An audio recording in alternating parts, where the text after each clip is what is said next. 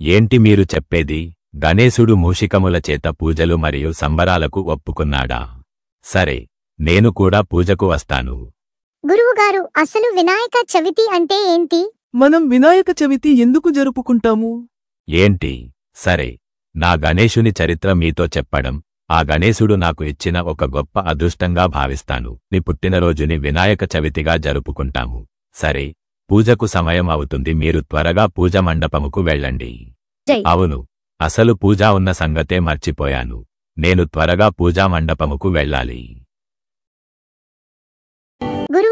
గురువుగారు, మాకు మిగతా గణేశుడి కథ చెప్పరా?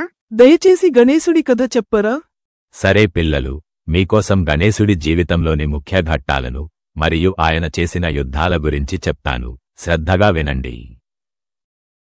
క్షణానంతరం గణేశుడు కామ, క్రోధ, లోభ, మద, అసురలతో యుద్ధం చేసి విజయం సాధించుంటున్నారా?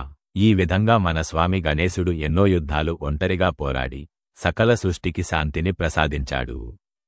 గురువుగారు, ఒక చిన్న సందేహం. ఎందుకు స్వామివారు ప్రతి సంవత్సరం భూమి మీదికి వెళ్తారు?